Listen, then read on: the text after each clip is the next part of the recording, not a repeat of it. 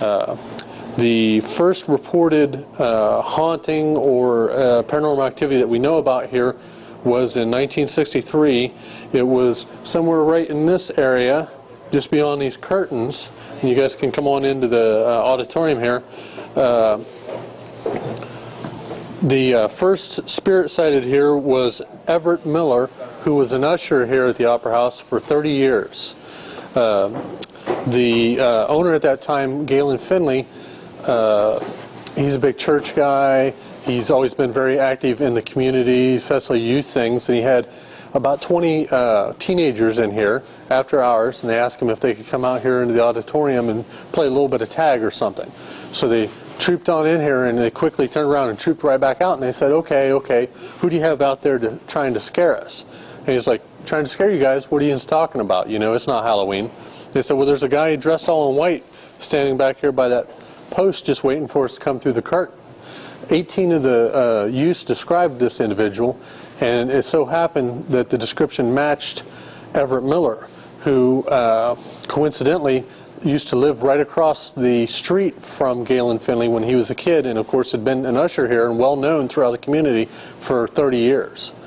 Some of the other events that were going on, or paranormal activity that was going on when Galen Finley owned the Opera House here, was that the ladies' restroom would continually flush at times.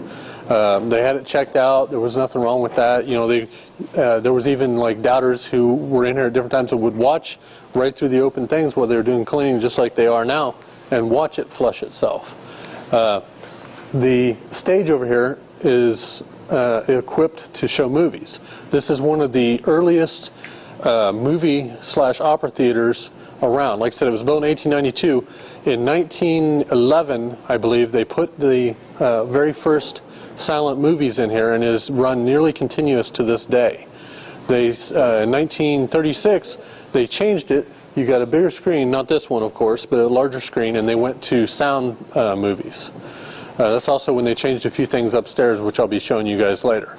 However, in Galen Finley's time, they would often have these curtains close themselves. Now, this was a time where they were only on hand winches, and they would close themselves just to the same length that the old silent screen was, which was about 15 feet, and stop right there during performances. He also, when he owned the theater at one point, and times were tough, he actually lived on the stage for 2 years. That was one of the second big sightings of a spirit here. Him and a friend of his, he had the stage decked out. You wouldn't even believe it unless you've seen the pictures. Kind of Arabian Nights styles. He had it like looking like a giant tent, very lavish, very interesting style. Him and a friend of his were sitting back there in what amounted to his living room, watching the television, and suddenly the temperature dropped way low. They look over, and coming from one side to the other of the stage, right behind them, is a lady in white. She proceeded right across the stage in a misty white form, in Victorian style looking clothes, long dress, and went up the steps into the catwalk area. There's a door back there, which they usually would be able to use to bring in large scenery and props, and they went right out it. Ran up the hill to his mom's place and wouldn't come back until she forced them to, because he left the doors open, the lights on. So they stayed up there for the night. If you guys just come this way, this was the first building in McConnellsville to actually have electricity, and it was one of the big marketing things that they did during the grand premiere that they had here.